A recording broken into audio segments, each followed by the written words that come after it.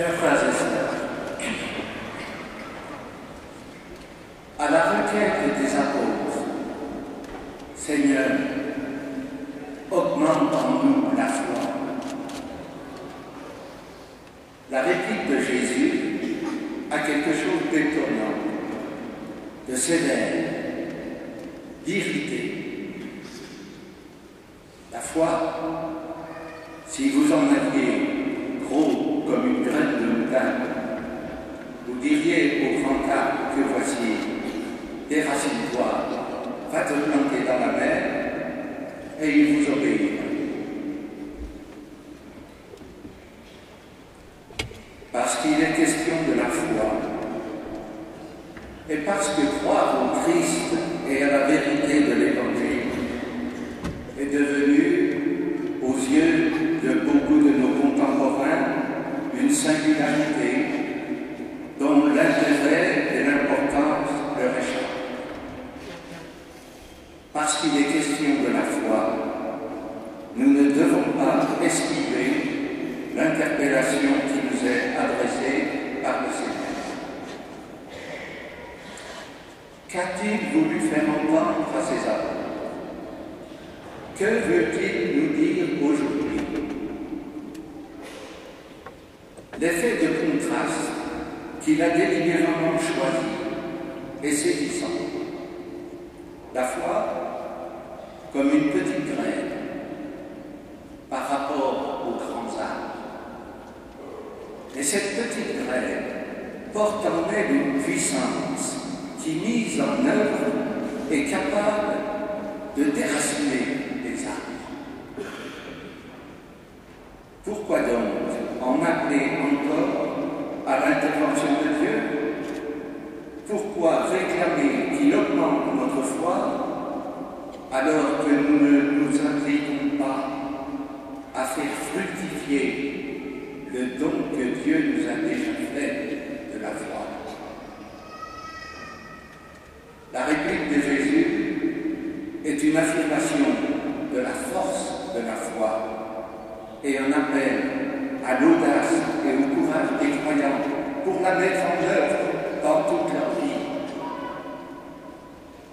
Frères et sœurs, Dieu ne veut pas faire pour nous sans nous.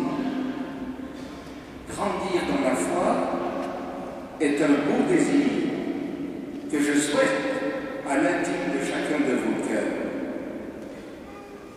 Mais grandir dans la foi demande que nous y mettions une autre. Oui, la foi est d'abord une grâce, car c'est Dieu qui a l'initiative de la relation d'alliance qu'il nous offre de vivre avec lui, pour que nos vies, dès aujourd'hui, soient éclairées de sa lumière et animées de son esprit.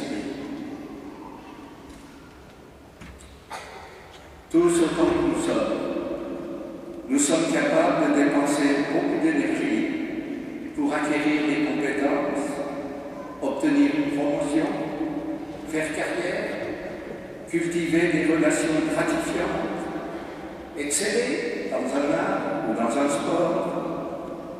Mais que faisons-nous pour approfondir notre relation personnelle avec Dieu? Que faisons-nous pour mieux connaître le Christ et son Évangile? Que faisons-nous pour apporter notre contribution à la vie, à la croissance de l'Église de Jésus? Nous avons tous besoin du Christ et nous avons besoin les uns des autres, frères et sœurs.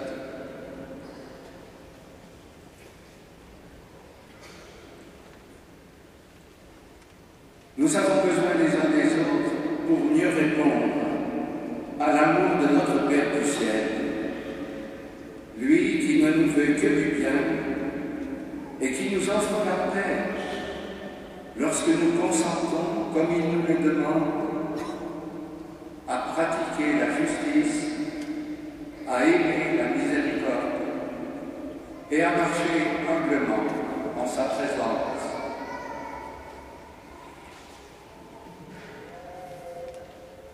C'est à cette foi en acte que l'apôtre Saint Paul vient de nous demander de nous appliquer. Écoutons-le de nouveau. Frères et sœurs bien-aimés, je vous rappelle que vous devez réveiller en vous le don de Dieu que vous avez reçu.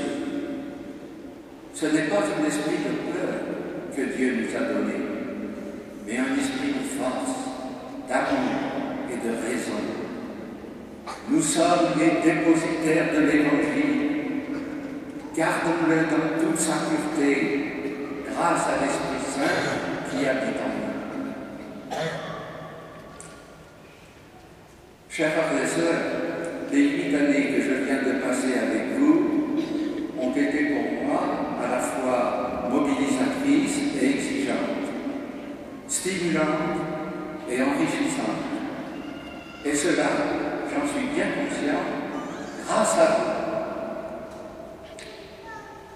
Le Seigneur sait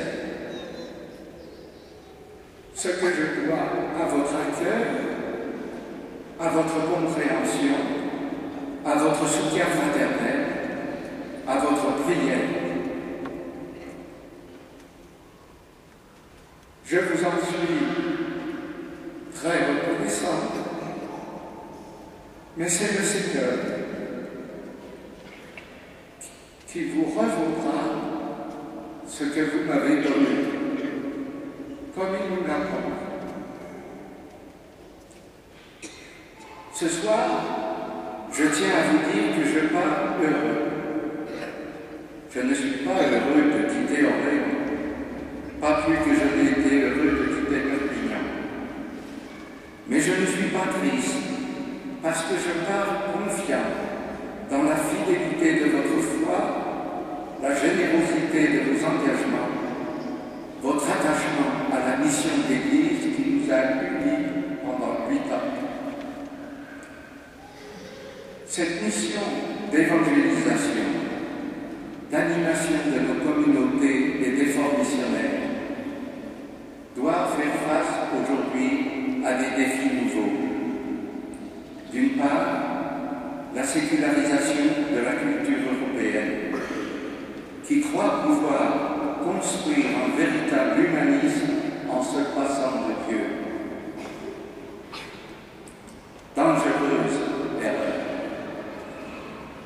Et d'autre part, la mondialisation, qui entraîne un brassage multiculturel et plurireligieux, qui nous met au contact de ceux et celles qui ignorent encore presque tout du Christ, de son évangile, de son Église. Face à ces défis, l'appel du prophète Habacuc que nous venons d'entendre dans la première lecture me semble d'une saisissante actualité. Combien de temps, Seigneur, allons-nous appeler au secours et tu n'entends pas? Pourquoi restes-tu à regarder la violence qui nous est faite et tu ne délivres pas? Alors, accueillons ce que le Seigneur répond. La promesse se réalisera, mais seulement au temps fixé. Elle tend vers son accomplissement. Elle ne décevra pas. Les justes vivront par leur fidélité. Chers frères et sœurs, ayez confiance, courage. Le Seigneur, vous le voyez, n'a pas tardé à vous donner un nouvel évêque. Le 17 octobre, célébrez avec joie et confiance l'Eucharistie de son installation. Comme je devais le faire, j'ai remis ma charge pastorale à Benoît XVI et c'est lui qui l'a confiée à Monseigneur Jacques Lacard. Je ne serai pas avec vous le 17 octobre, pour qu'il soit clair que nul n'est propriétaire de sa charge dans l'Église. Un évêque n'hérite pas de son prédécesseur.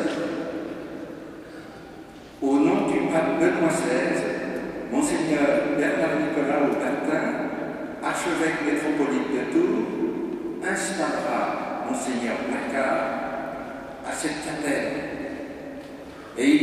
héritera la crosse d'évêque titulaire d'Orléans. Frères et sœurs, avec votre nouvel évêque, que votre foi soit active, que votre générosité, votre charité se donne de la peine, que votre espérance tienne bon dans le Seigneur Jésus.